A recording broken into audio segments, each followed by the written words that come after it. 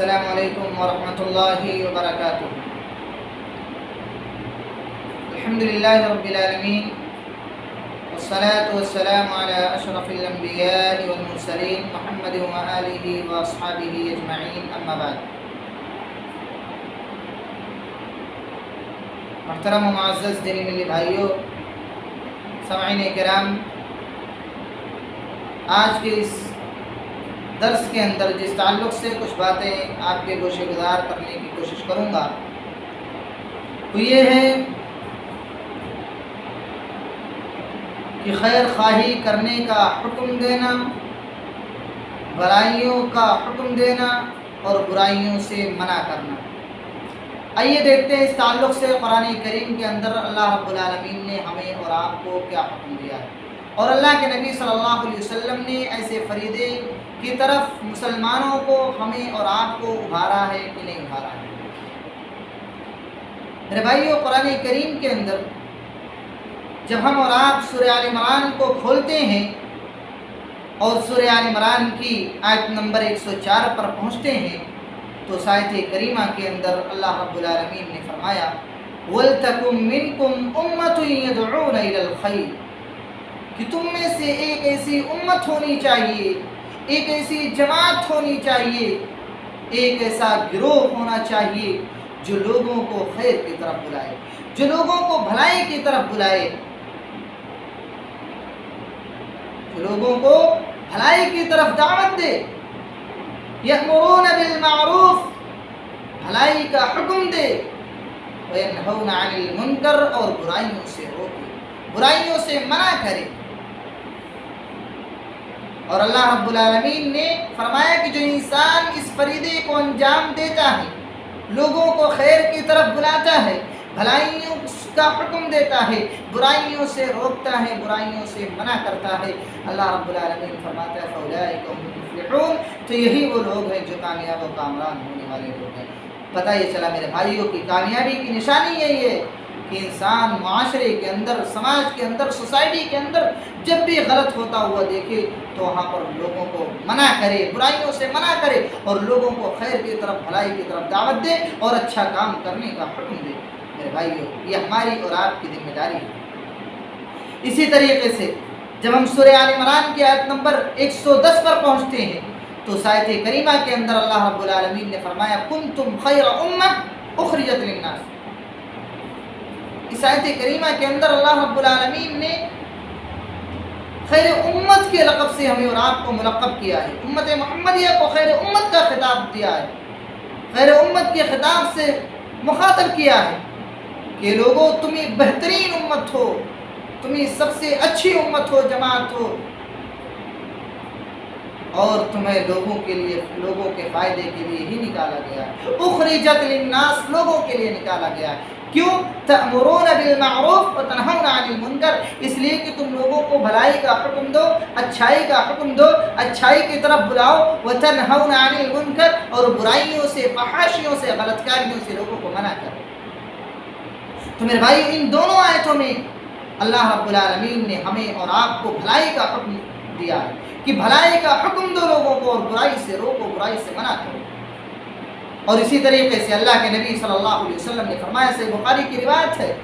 حضرت سعید خدری رضی اللہ تعالیٰ عنہ اس حدیث کے راوی کہتے ہیں اللہ کے نبی صلی اللہ علیہ وسلم نے سمعت رسول اللہ صلی اللہ علیہ وسلم یقول، کہ میں نے اللہ کے نبی صلی اللہ علیہ وسلم کو یہ فرماتے ہوئے سنا من رأى منکم منکرا فلیغیرہ بیدہ،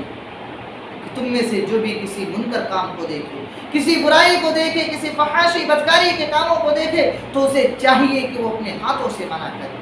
فَإِن لَمْ يَسْتَطِعْ فَبِلِسَانِهِ، اگر اپنے ہاتھوں سے منع کرنے کی طاقت نہیں رکھتا ہے، قوت نہیں رکھتا ہے، تو اسے چاہیے کہ اپنی زبان سے منع کرے۔ فَإِن لَمْ يَسْتَطِعْ فَبِقَلْبِهِ، اور اگر زبان سے بھی بولنے کی طاقت نہیں ہے، وہ یہ سوچتا ہے کہ اگر میں اس کو ٹوک دوں گا تو اس کی وجہ سے میرے اوپر پریشانی آ جائے گی، تکلیف آ جائے گی، مصیبت آ جائے گی، وہ اسے اپنی زبان سے بھی روکنے کی طاقت نہیں رکھتا ہے، تو اللہ کے نبی صلی اللہ علیہ وسلم نے فرمایا فَإِن لَمْ يَسْتَطِعْ فَبِقَلْبِهِ، تو اسے چاہیے کہ اپنے دل کے اندر برا سمجھے کہ یہ برا انسان ہے جو اللہ کے نبی صلی اللہ علیہ وسلم کے فرمان کے خلاف عمل انجام دے رہا ہے، وذالک ضعف الایمان، اور ایمان کا سب سے کمزور ترین درجہ اللہ کے نبی صلی اللہ علیہ وسلم نے بتایا کہ ایمان کا سب سے کمزور درجہ۔ لیکن افسوس کی بات یہ ہے مسلمانوں کہ آج ہمارے دلوں کے اندر سے یہ احساس بھی ختم ہو چکا ہے۔ نہ تو ہم لوگوں کو اپنے ہاتھ سے منع کر سکتے ہیں اور نہ ہی اپنی زبان سے لوگوں کو بول سکتے ہیں، صرف اس لیے کہ کہیں ہماری اس سے دوستی نہ ٹوٹ جائے، صرف اس لیے کہ اس کی وجہ سے کہیں ہمیں تکلیف نہ ہو جائے، اور اپنے دلوں کے اندر بھی برا نہیں سمجھتے۔ میرے بھائیو،